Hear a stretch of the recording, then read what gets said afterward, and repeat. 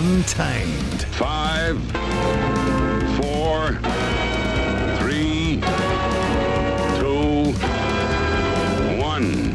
The Platform. iOS, it's only sport. That's the name of the show. 1 till 4 on the Platform every afternoon. We're an online radio station. The Platform, Martin, Devlin, Lachlan War. And we just talk about sport. This is a highlights package of the show that we did today, talking about the Football Women's World Cup and the FF on the verge of history. By the time you listen to this, we may have made it through to the knockout stage. Miles Davis on the program. Monty Betham talking Warriors. Ton up man for the club. How good is it, the feeling around the place at the moment? And what is the key to the success so far this year? The ATM with Mark Watson and crowd attendances at the Women's World Cup. Something not to castigate, something to celebrate. That's where we'll start. Because we always start tablets in hand, gather my flock. It's time for a sermon. Hey, Grant Robertson, you got it wrong. Let's go to the mountaintop. We live in an amazing, amazing world, and it's wasted on the crappiest generation of just spoiled idiots. Congratulations, New Zealand sports fans. The Women's Football World Cup is attracting record crowds, and the doom and gloom mass media narrative needs to be rewritten. So much for Sports Minister Grant Robertson telling us all off, saying to us Kiwis we need to, I quote, raise our game in terms of ticket sales. He said this before it all kicked off last week. Once again, just another example of the inane mass media news coverage we get these days. Government Minister says something. So what do the paid-for legacy media do? Dulled and lulled by the comfort of the Public Interest Journalism Fund, which only ended last month. They just report his remarks as fact. No research, no deep digging, no real analysis. Just verbatim comments reported and presented as factual news. I said at the time, and I said it many times, Robertson, you got it wrong. And I'll pat myself on the back and say, hey, this time, Martin, you actually got it right. 320,000 pre-sales before a ball was kicked, before that Norway Football Ferns game, was, I believe, an extraordinary number of tickets. Overall, 1.5 million have been sold between us and Australia. That is now a new record for this tournament. Well over 1 million of those, of course, sold in Aussie. But here in God's Own, we can already see clearly that, yes, people are interested in this tournament. Yes, they are engaged, and yes, they are attending. Last night in Auckland, 30,000 plus to watch Argentina versus Italy on a Monday night at Eden Park. Say that out loud again. It's a Monday night at Eden Park. Two teams not even involved in New Zealand, and you get 30,000 Aucklanders out of their homes at 7 p.m. That's extraordinary. The only sports fixtures that pull that kind of crowd are the All Blacks, the Black Ferns in the World Cup final. Yes, a 660 concert attracted a huge crowd at Eden Park, but no other sport comes even close. So be grateful, be thankful, be praiseworthy. Tonight in Wellington, a sellout for the Football Ferns versus the Philippines. Thursday night, USA-Holland is a sellout, again for a women's football match not involving New Zealand. On Saturday night in Wellington, Spain-Costa Rica, 22,000 people on a foul weather night. Add it up. I mean, that's almost 90-something thousand people in Wellington going to 3 games of football within the space of a week. And you're telling New Zealanders, Grant Robertson, to raise our game? These attendances are truly amazing. When the Black Caps play at the Cake Tin in Wellington, the one time that they do every 2 years, they barely get 10,000 people there. In these current economic climes, to see crowds like this midweek at sports matches in this country is incredible. No, we don't need to raise our game, Sports Minister. Perhaps, and with all due respect to recent events, you might be needing come October to be raising yours. Devlin. What do you want? We want information. Information. You won't get it. The Platform. Welcome. Sports news headlines. What have we got? Plenty as always, Martin, and we'll start off. The block node, ladies and gentlemen, got block node. I'll tell you what, I can just end this bulletin now and leave you on your own. Ah, well, you did that yesterday, and it was half a show, to be perfectly honest. Oh. No disrespect, Josh. No, Josh did a sensational job. But I'll start off with the FIFA Women's World Cup. We had a few games on yesterday, which was great. There's, I think 3 games on every day. Uh-huh. So yesterday we had Italy-Argentina, a 1-0 victory, for Italy over Argentina. That was the game at Eden Park, wasn't it? Germany beating Morocco 6-0. Brazil beating Panama 4-0. Today, Colombia Colombia up against South Korea at 2 o'clock. That's in 45 minutes' time. New Zealand, of course, taking on the Philippines at 5:30. Switzerland, Norway at 8 o'clock. Yeah, crucial game for New Zealand, that one too, actually. Yeah, if we win, we're through, aren't we? If we win, we're through, and Switzerland win, we are through, yes. Now, if we win... But Norway win. If we win, Norway win, and then we lose our last one in Norway and Switzerland it could end up with 3 their teams on last 6 one. points, yeah. No, they'll be on Yes, 5 happen. points. I think no matter what, if we still go through if we win. Yeah, we can work out the maths later on. So those are the 3 games today. 3 exciting games to look forward to, particularly that game at 5:30. The Football Ferns up against the Philippines down there in Wellington. Weather not meant to be that great, though, which is not good. This year's FIFA Women's World Cup is on track to shatter attendance records, with the ticket sales target having been hit just 5 days into the tournament. FIFA have announced that the 1.5 million mark has been hit, with a milestone ticket being bought on Sunday night by Auckland woman Maria Strong. Maria Strong, jeez. Sorry, Maria, mispronounced your name there. Maria Strong, when purchasing for her family to attend the Italy-Argentina match. The total crowd figure for this year's newly expanded event, which of course increased to 32 teams from 24, is well on track to make history. Rugby news, former All Blacks prop Charlie Faumuina is set to make his debut for Manu Samoa this weekend, with the potential of a return to the Rugby World Cup also on the cards. That would be quite strange, because he won a World Cup with us in 2015. So Charlie Faumuina, 8 years later, playing for Samoa at another World Cup would be quite interesting. Motorsport news, the second wildcard entry for the Bathurst 1000 this year has been filled.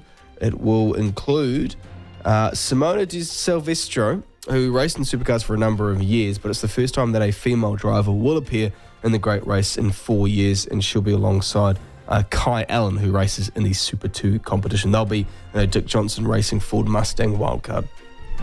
Saudi Arabia football club Al Hilal have submitted a world record bid of more than $332 million US, which I think equals about 535 million New Zealand, for French superstar Kylian Mbappe. That's a crazy story, isn't it? That's $500 million New Zealand dollars for him. He's 24 years old.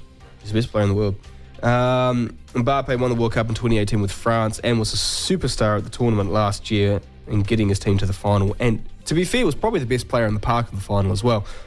He's currently in a contract standoff with his club PSG after he decided not to take up his option for the final year of his deal.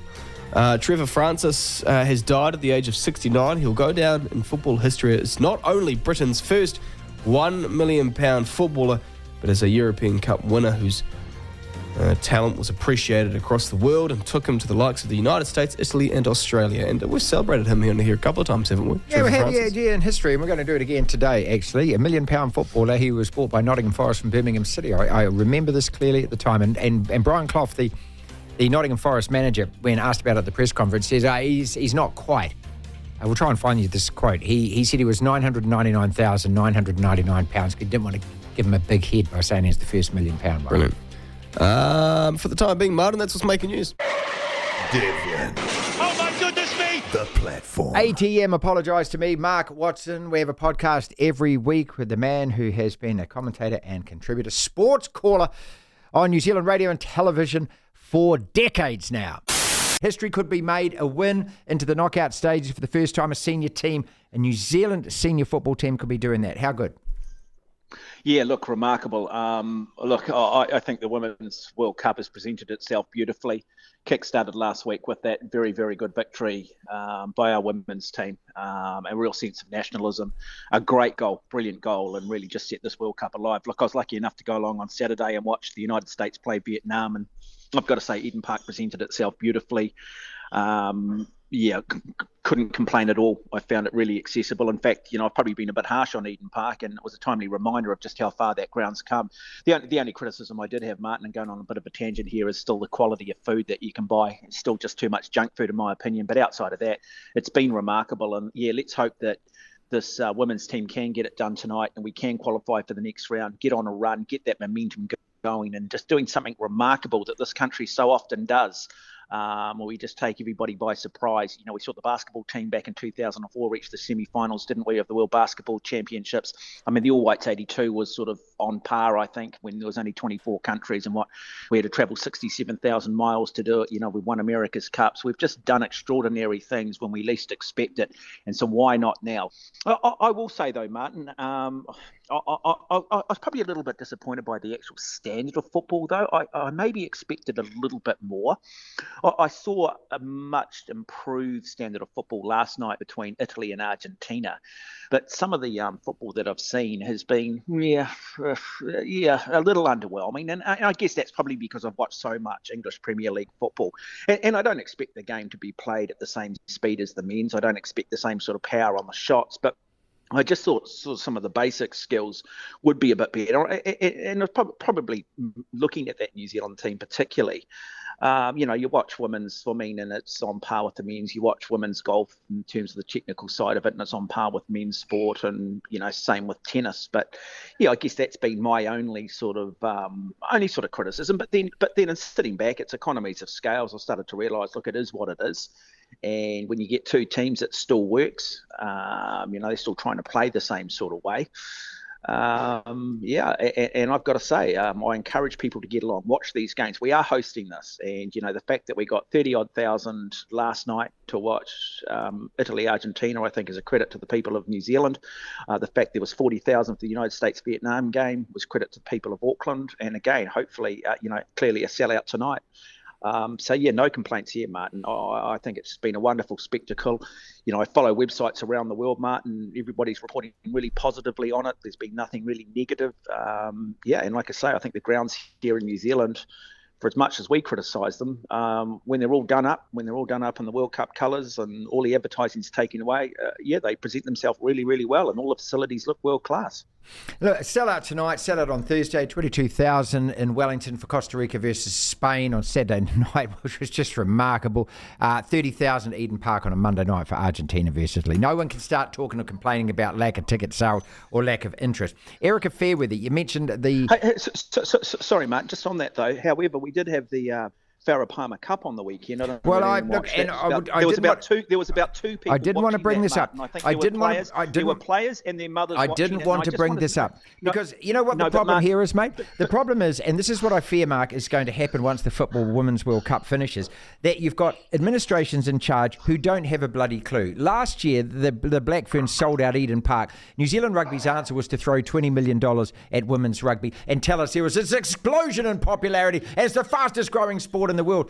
I have watched Super Rugby Opeki, no crowds. I watched the Black Ferns versus United States from Ottawa, no spectators. I tuned in to watch a bit of the Farah Palmer Cup, no spectators. You've done nothing, New Zealand Rugby, at all to bring that audience back. What is your new plan after spending $20 million? And I fear New Zealand football, unless they've got a really good, active, achievable marketing plan in place, that once this tournament finishes, that there won't be any audiences again for it.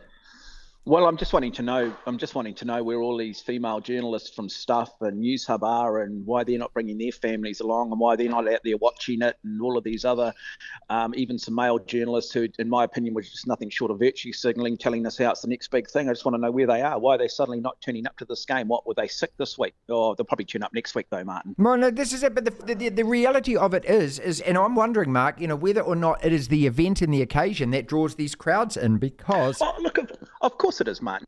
I mean, you put a World Cup around it. It's a novelty. I went on Saturday because it's a novelty. I went on Saturday because I wanted to say I've been to a Women's World Cup, and I was curious. And I came away and exceeded my expectation. Now I can always say I've been to a Women's World Cup. And I think that's the same thing. Put World Cup around it, and I think it naturally creates a false economy. So what I'm just saying is stop buying into this false narrative. These things get reported in our mainstream media press like they're actual fact. Like somebody says, an explosion in women's rugby, it's the most popular growing sport in the country. This garbage is reported on the front page as though it is an actual fact, and yet no one is saying anything about the fact that there has been no one turning up to women's rugby since that final. What are we allowed to talk about this? Where is New Zealand Rugby on this, Mark? Where are they? Why are they hiding? They spend so much on marketing promotions. They've got more staff down there than most sports organisations in the world, and yet there are no spectators going to these games.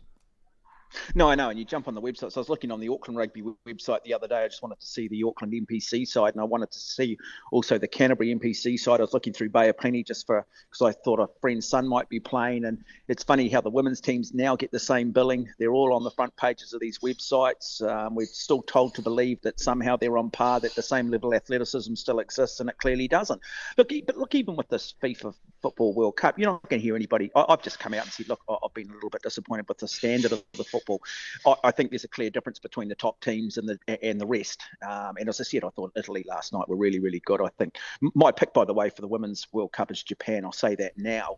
But, every referee's brilliant. No play acting, no diving. No one's going to criticise the referees. No one's going to criticise the players. No one's going to criticise women's sport. But at the same time, they want equity. At the same time, they want equality, except they don't want the criticism. To hear the full interview, download the platform at the App Store. Via Platform Plus, you can go back and listen to the whole show and all of the interviews in full. Let us talk, though, Lachlan, because I'm the Minister of Commerce. Next! Which basically means I get to talk. We need to talk. We need to talk. Next! Us that need to talk. Standard of football so far, from what you've seen, Rob makes a good point. It isn't men's football. We know that. The power of the athleticism isn't there. That doesn't mean you can't enjoy it and the games can't be good. Have you enjoyed it? I have. I haven't watched a huge amount. Watched the opening game, watched bits and pieces of other games.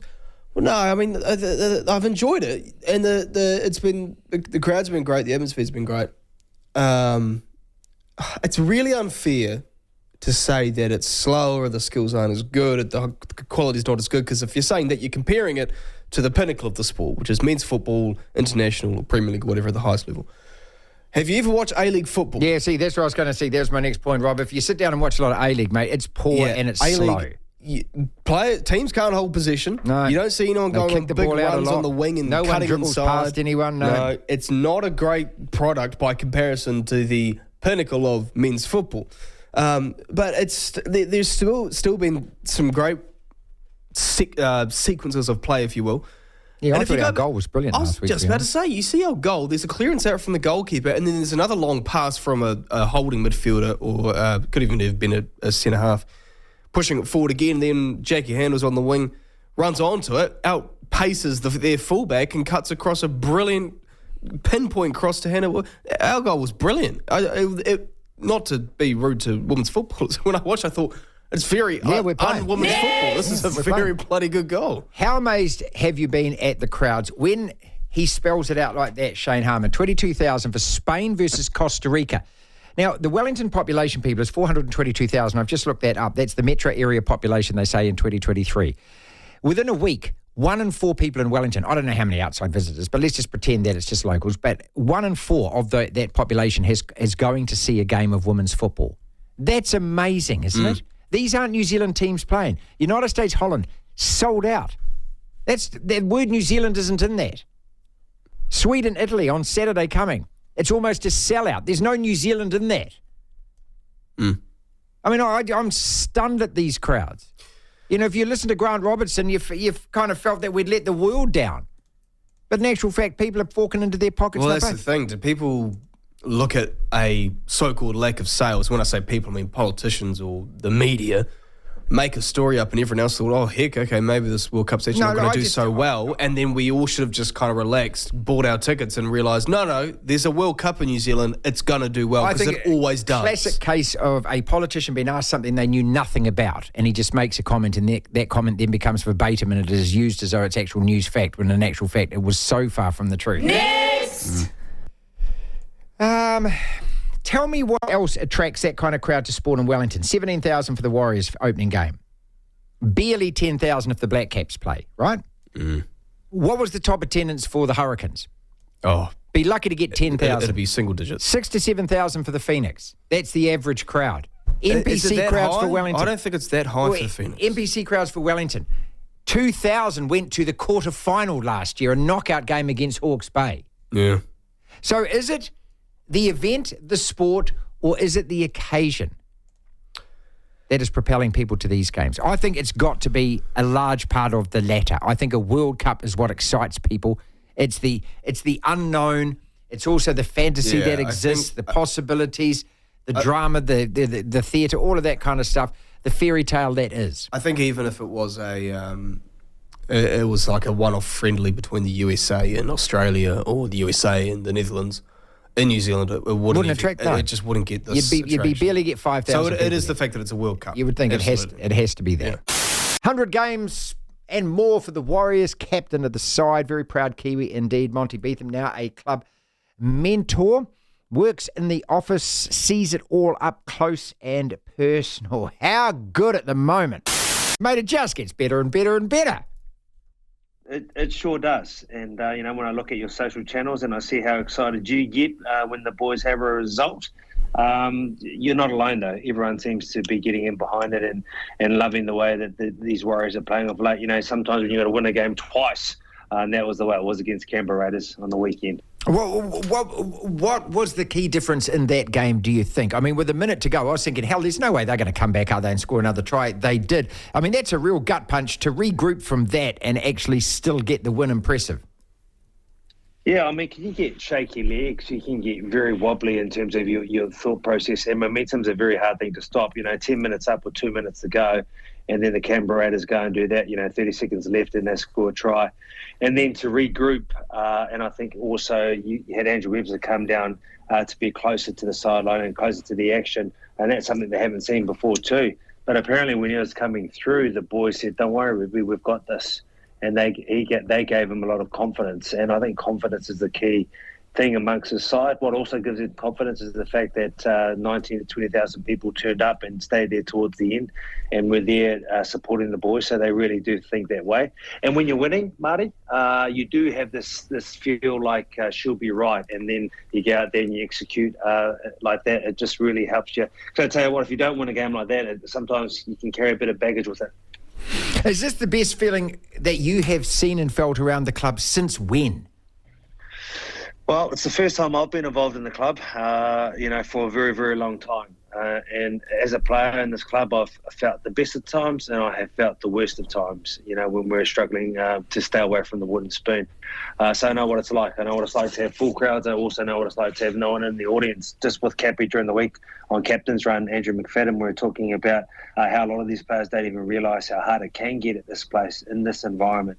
We had a bit of a smile on our face, but it is a very good feeling. It's a great feeling, and it's been that way since they started in pre-season, from people coming on training trial contracts to people coming in for the first time, and the most valuable and most potent and important one of that being the coach himself, Andrew Webster. So it's a great feel at the moment, and and when you've got the momentum, when you've got that feel, that's when you've got to really carry on with things. Monty Betham, 100 more games for the club, former captain, of course, very proud Kiwi as well. Mont, just in terms of the physicality that the team is bringing, I mean, you're up close to this. What are you seeing? Like, and how competitive are we in that, aspect of the game?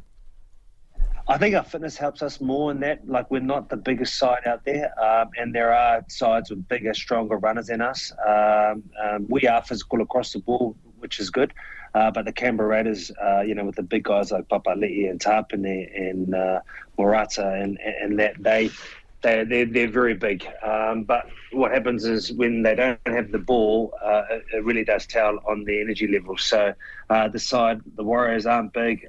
They really do work on their physicality. They know with their wrestling, they go to those dark places and they try and stay there for a long period of time. So they're trying to get comfortable being uncomfortable. And what they lack in size, they make up for in heart, they make up for in tenacity, they make up for in just making sure that they're in the fight for a very long period of time. I do believe this is probably one of the fittest sides. I don't know if there's a side fitter than the Warriors. There are a lot of fit sides in the competition, and Ballon Couples, who is the man who's across that, really helps. Defence is attitude. We saw last year, I think I brought this up with you before, when Stacey was sitting at those press conferences saying the boys didn't want to defend, they didn't bring it. So how much of that has to do with your fitness level, your confidence level, winning games? Does that all change your attitude to even something like defending? Well, to be fit, to be perfectly honest, you can have all the resolve you want in the world. You can go after, or you can want to try and achieve something. But if your energy levels are saying no, it doesn't help. No matter how much you actually want to die for the cause or do your utmost for the cause. You can't if you're exhausted. So I think the energy levels help. But what also helps is what you do within the game. Like if you do some silly things, if you're not having your fair share of possession, if you're up against it, you're draining your petrol when you shouldn't be doing so.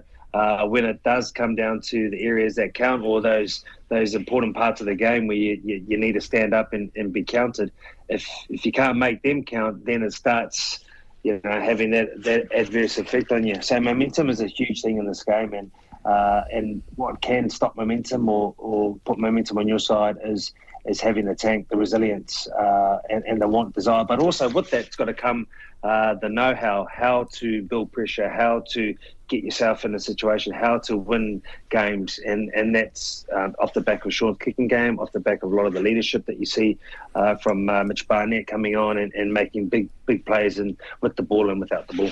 Playing the team song, and that's the first time that I've ever seen that the actual team song went up on the screens for the fans to sing. I know that's just something that happens in the privacy of your own dressing room, mate, and it's a real celebration. I love watching the videos of it. But how good was that the fans just went berserk and started singing that? I mean, that's just something, mate, that you can't try and plan or organise that or try and hope that it might happen. If it does, it does. I just thought it was awesome. Yeah, it's been great. Now, there's a huge history with this team song and how it's changed and evolved and that over time, which was 20 years. And I think, there's going to be some stuff that comes in and about that. But the idea to do that and to have the fans be able to sing a different version of the team song was absolutely great. They jumped on board, they liked it. And, Webby always says, when the fans turn up, you need to reciprocate. You need to give them some love back and show them that they mean something to them and that they care. So to have that result, to have the fans stay behind and sing that song, I think it was a special moment in the club's history, man. To hear the full interview, download the platform at the App Store. Via Platform Plus, you can go back and listen to the whole show and all of the interviews in full. Going to be talking to Miles Davis pretty shortly. Now, we had Miles on yesterday. I was trying to bore him with my review of the Oppenheimer movie. It didn't go so well. So essentially what happened was he was handpicked to set up Los Alamos. Now, Los Alamos was like Vegas before Vegas. It was just basically... No, I've got to stop you, mate, and I've got to stop you, mate, because I don't want the whole plot now. I've got to go out and take the dogs out, and you're going to give me the whole thing and ruin the plot. No, okay, well, so Los Alamos, so he was put in charge of creating Los Alamos, which was essentially sit up... I don't want to hear any more. Okay, well, no, but so it's a little... I've got to go. A little town that was... And then he got all the scientists together. He was the head guy in charge. That's it, no, I've told you. That's the end? We've been ditched. Okay, all right. Well, Josh, I'll talk to you and bore you with it, okay? So he was the head guy in charge. Mr. Bore gets a bore on. Can bore, good at boring. And learn from the very best, because that's the professor of boredom I was talking to there, Miles Davis. We've got topics to talk about right now. Is Mbappe going to go to Saudi Arabia? Please say no. Dan Carter's got a book out. Please say no. The Tour de France, do you believe it's clean? Please say yes. The Warriors crowd singing the team song off the big screen. Do you like that? Locke's shaking his head. He says no. Should the Ashes format be changed, i.e. you've got to win the actual series? Don't even start me on this. The answer is no. And how are the Football Ferns and the Black Ferns going to capitalise on these crowds at these games for World Cups and turn those into ever-increasing attendances in their own domestic competitions here in New Zealand? Let's kick it off with some football. Is Mbappe going to Saudi Arabia? They put a bid in. Some club there for $500 million New Zealand dollars, 332 million US dollars. This would dwarf whatever the record fee for any footballer transfer on the planet anywhere would be. I think it was Neymar's. Which is the record, which is like 220 million euros, I think. What a flake and what a failure that man is. What a disappointment that man is. Steady on. Since 2014, when he got injured at the World Cup. What have you done, mate? I had an argument with a young mate, William Toogood, about this last week. He was just gobbing all over Neymar. And I said, for God's sake, what's he done? He gave me all these stats. He's won this. He's scored this, mate. I said he should have 5 European Cups, 4 La Liga titles. He should be the top scorer in PSG. I said he should have led Brazil to a triumph at one of their world tournaments. He is a passenger is what he is. Massive talent, never realised it. Well, okay. I don't want to talk about him, I want to talk about Mbappe. Yeah, well, you're opening another can of worms and you're wrong, but let's go to Mbappe. Okay. So, I'm trying to find the club. It is Al Hilal. All of Saudi Arabia's clubs are Al something. Al Ali, Al Ittifaq, Al Hilal. No, he won't go. He might go. I don't know, but it's down to him because PSG have seemingly accepted the bid. The thing is, he doesn't want to go there. He wants to go to Real, doesn't he? Yeah, I think so. I don't know. At 24, when you've won a World Cup, you've scored a hat-trick in a World Cup final and lost. Why would you want to go and end your career playing in a dud league in Saudi Arabia? You wouldn't. And I don't think... You're very quick to jump on and criticise modern players and say that they're in it for the money, they're in it for the Instagram followers, they're in it for the girlfriends and all this stuff. They're not there to actually win things. I don't think Mbappe's quite that. Let's hope not. I just think the fact is that he played probably one of the best games of his life in the World Cup final last year. And the fact that he's won a World Cup, he was the best player in the previous tournament, but he couldn't get that award because he was, I think, got the best young player award. He was the best player again at last year's tournament, but Messi got it because he won the tournament. They always sort of do that where they favourite the team who ends up winning it with that award. But he's been the best player at back-to-back World Cups. And I don't think you do that if you're someone whose goals or morals in your sport or your profession are so out of whack that you care about more of the material things than actually the success. All I'm doing is hoping you're right, mate. So I don't think he'll go to Saudi Arabia. I think he'll hold out and he'll go to Real Madrid, whether he's a free agent next year or he does opt into his deal with PSG. Let's quickly touch on this. RIP, Trevor Francis, the first £1 million footballer who died overnight. So we're talking about $332 million US bid for Mbappe. I remember when Trevor Francis became the world's first £1 million footballer. He transferred from Birmingham to Nottingham Forest. First year with Nottingham Forest, he scored the winning goal in the European Cup final against Malmo. Pretty good way to repay your fee, isn't it? Pretty good. But at the time, £1 million was just considered to be, I think it had doubled up from £500,000. It was like, what? You've spent what? On £1 million? These days, if you get sold for £1 million, you're a dud. Yeah, you're nothing. You're a dud. You're an academy player. Do you believe the Tour de France is clean? Because we're going to talk to Peter Cossins. I think so. Yeah? Yeah, I think so. I just think that I'm not that knowledgeable in cycling. I just think that the nutrition of and the technology of the bikes and whatnot and what they use, I just think it's all so advanced. And I think the sport is so stained with what went on that, assuming they're doing the right thing, I don't know what's the world site? Is it UCI? Is that the world cycling thing? Do you trust them? Well, much as you trust FIFA, this is half glass full. I'd like to think they'll do all they can to give the sport a good reputation. I would hope so too. The only query I have around it is that when the drug cheating was rife, when Lance Armstrong was winning his 7, that he never tested positive once, right? And they tested him all the time. And Marion Jones never tested positive either. This is the Belco Lab crew, right? Barry Bonds never tested positive. That's how good their drugs were, their masking agents were. And the fact that the drug testers didn't know about the drugs they were taking. Yeah, but that isn't that part of it? So are the drug takers still ahead? Like, is what they are testing for... Well, then is it cheating? What they're taking? Because this was the case with Lance Armstrong, that a lot of the things he was taking weren't actually banned. It became banned while he was using them. But they didn't even know about EPO before he came along, right? Yeah. And HGH. They didn't know about these. So if you're taking that before it's illegal, are you cheating? Well, of course you bloody are, mate. No, but it's not against the rules. Well, you're getting an unfair advantage by taking a drug. No, it's not against the rules, though. So you can't say it's cheating. Lance Armstrong. That's like saying that stretching before a sprint race is cheating because no one else has tried it before. Well, it's not injecting something into yourself so that you actually perform better tomorrow, is it? No, well, the point is that it's not illegal. It's like when Kieran Reid had platelets injected into his Achilles. Don't you dare talk about Kieran Reid and put him into this argument. That's my point. And you dare talk about Anton Oliver taking drugs at that World Cup in 99. Don't you dare. Don't make me laugh. No, please don't. In 2011, when he got platelets injected into his Achilles, was that cheating? It wasn't against the rules, but he's having something injected into him. It was his own blood. Well, did Lasse Viren cheat? Who? The guy that won the 5 and 10,000 metres both in 72 and 76 and robbed Dick Quacks of a gold medal. He was blood doping. He used to actually take his own blood out. Is it against the rules? It is now. But was it then? They didn't know that he was bloody doing it, did they? No, exactly. That's what the drug cheats do. They don't tell you they're cheating. This is the thing. If it's not illegal, then that's the issue of the bloody lawmakers and the governing bodies who haven't made it illegal. Dan Carter's got a new book out, ladies.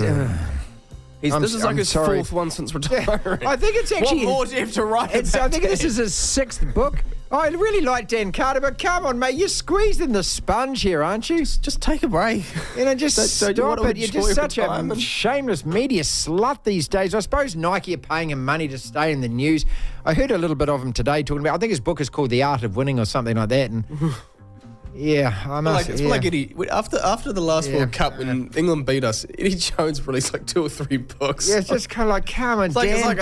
It's like Jamie Vardy after his great year with Leicester, and he's only 25 at the time, released a book. It's like, stop it. Okay, I mean, if you're going to read it, let us know, people. 5050. But I mean, quite honestly, I'd rather read the toilet paper on the wall. You know what I mean? I'm not disrespecting you, Dan, but come on. I mean, just really. I read his. You're going out buying this one? I read the one that he released after. I don't think he wrote it. I think somebody's written it for him. Like, I don't think he's actually sat down and penned it. The athletes in general, none of them are great writers and orators and scripters, are they? They have someone else doing it for them. Right. If you want to read a good sports book, read Andre Agassi's, people. It's still one of the best. That's what everyone always says Andre Agassi. Should the Ashes format be changed? Should you have to win the series, not draw it to win the urn? No, because if you already hold it, it kind of makes sense. It's like the Ranfurly Shield, right? Yeah.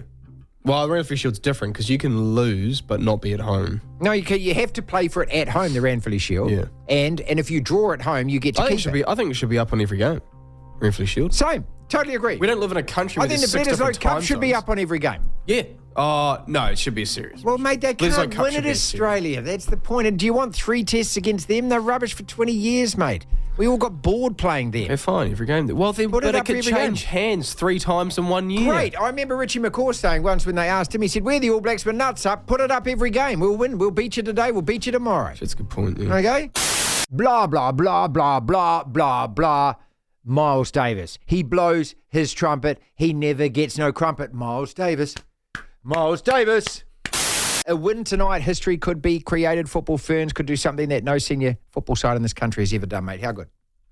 Yeah, you'd like to think so. What I'd like to see is first I'd like Olive to shut up, but she is a regular feature on this bit, this segment. Yes. What I'd like to see is them really go for it, because goal difference. If for instance, Norway beat Switzerland and then Switzerland beat the Football Ferns and the Philippines, then you'll get, and assuming Norway beat the Philippines they've already beaten the Philippines, Switzerland, you'll get 3 on 6 points and it'll go down to goal difference. And you really want to get a few in the bag. I mean, the Swiss scored 2. If New Zealand could score 3 or 4, it would put them in a much better position. I personally think that Norway-Switzerland game, the Norwegians are going to be desperate. They're liable to win that one, and then it just puts a squeeze on that last game to get something. And I think this Football Fern side have definitely got the ability for that. The one thing that I'm interested in though is what lineup are they going to use tonight? Are they going to rest key players and think, well, we could probably beat this lot with a slightly weakened side? And then, keep everyone up and running for the next game? I think that'd be a massive mistake. It's nice to be able to give everyone a game and do all this all-inclusive, modern day stuff. But it's only 3 games. Yeah. Get out there and play the bloody things, Well, I mean, the incentive is, isn't it? You win well tonight. You put yourself in pole position in the group and then pole position to qualify. So that's what I'm hoping for. I totally agree with you. And I think, as long as the commitment is there like it was against Norway, I can't see the Philippines causing too many problems, because the one thing that we do have is strength in defence, and we certainly have a physical advantage over them. Yeah, very much so. Very much so. And I think, the 2-1 game, the result, I don't know if that really plays into this now. I don't think so, They're going to have another capacity crowd here. The interesting thing to see is how they react with a fanatical crowd who's going to be even more expectant than they were. I mean, that crowd in Auckland weren't expecting anything. They were there for the occasion to cheer them on and hoping for something. The crowd that are going down there tonight, just up the road from me, are going to be desperate, expecting them to win and looking forward to a really exciting night and a victory. How will the Football Ferns react to being under pressure as the favourites? As we saw the Australians struggled, we saw the English struggle.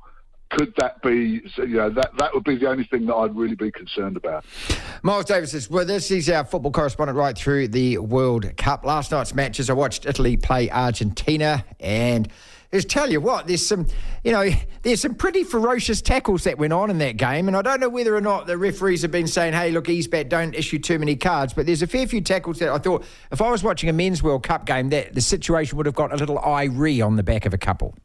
Yeah, do you know something? I've noticed that, and I do wonder whether, I don't know whether that's an edict or whether it's just a natural thing going in there that subconsciously they're going, oh, women wouldn't be dirty and filthy like that, so it must have just been an accident. We'll let them off. Or whether, I mean, I do enjoy the full-blooded nature of it. It's the same with the women's rugby. And as in the rugby, they haven't had it coached into them yet to bore the living daylights everyone and being frightened of losing. There's far more of an attacking bent in the women's game, albeit a lot of the time at a slower pace. But the area where I think they really suffer is goalkeeper. We've seen a couple of good goalkeeper performances, but generally, you see these spectacular 40-yard goals that my grandmother could have saved. Well, last night, I mean, to be honest, that Italian header last night, I don't know where the keeper was, what she was doing, why she was positioned where she was, and for that header to go over her head was, I actually put that down to as much of a goalkeeping mistake as I actually thought it was a goal. Yeah, I mean, but these things decide men's games as well. It's all...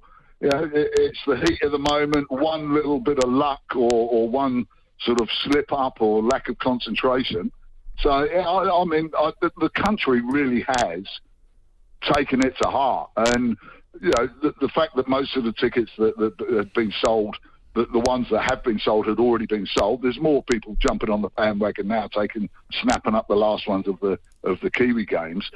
But they'd already supported it. I think the win against Norway has just dragged the rest of the country into it, and FIFA will be desperate for the Football Ferns to get through, because that'll just make this side of the Tasman, even more pumped up. Their first qualifying through. The men haven't done it, and now the women could be the first to do it. Yeah, history. They hadn't won a game in 5 World Cups. They hadn't won a game. And now they've won one. They could win 2, and they could progress to the last 16, which would be brilliant. In terms of the crowds, mate, you had 22,000 on a terrible night weather-wise on Saturday night, and that was for Spain, Costa Rica in Wellington. And then you got a full house tonight, and you got a full house on Thursday night for the Dutchies against the United States. It's 2 games that not involving New Zealand teams. That's over 90,000 people. I don't know what else has attracted that many spectators to the Wellington Stadium in a week, other than maybe the Edinburgh tattoo. But, I mean, this is what I don't understand. I mean, why are people still... It's the mainstream media narrative that is still telling us that, ticket sales are poor. What I'm seeing with my own eyes, Miles, compared to, say, Super Rugby Opiki, the Farah Palmer Cup, Super Rugby, the men's competition, is I'm seeing huge crowds following women's football. Yeah, they are. I mean, but to be fair, it's a world event and it's a unique event. So, if this was going every week, and how many people go and watch the Kate Shepherd Cup? If we want to go down that particular path. Yeah, true. But for a world tournament, I mean, and this is what we had: the under-17 men, women, under-20 men. We got there may have been another one that I've missed out, but this is like the 4th FIFA tournament, so I like bringing them down here. This is the biggest one so far, and it's been a huge success. And I can only think that FIFA will think, well, we can give them more. They support the game down there when they get the opportunity. We might go down there again. To hear the full interview, download the platform at the App Store. Via Platform Plus, you can go back and listen to the whole show and all of the interviews in full. A sellout crowd in Wellington tonight for the Football Ferns. A sellout crowd expected on Thursday, and that's for the Dutch versus the USA. Costa Rica, Spain, 22,000 at the Cape Town. Within the space of 7 days, 100,000 and more spectators paying to go and see women's football. It doesn't get much better. Shane Harmon, CEO of the Wellington Regional Stadium. 22,000 for Spain versus Costa Rica. I mean, were you stunned by that crowd? It was a stunning crowd. I mean, it blew me away. And then to have 18,000 here, and you might have seen the Wellington weather for both of those games. It was, horizontal rain, cold, Felt like 4 degrees and just astonishing crowds. Thankfully, the weather is fantastic today so far, so hopefully that keeps up. What do you put it down to, mate? Because I'm just trying to think of other sporting events. The Warriors played in Wellington earlier in the year, only got 17,000. Why are so many people turning out for this Women's World Cup? Well, look, the 17,000 was a solid crowd for the Warriors, and that was round one. I think normally when we host the Warriors in Wellington, it's at the end of the season when the wheels have fallen off. So we got the wrong end of the stick this year. I think they're going brilliantly. I just think it's the World Cup. I think it's this is on a level now where it's going to challenge the men's game in terms of popularity at the World Cup. And the crowds across the whole tournament, Australia and New Zealand, have been fantastic. Obviously, there was a bit of angst leading into it about New Zealand crowds, but we knew they would come late.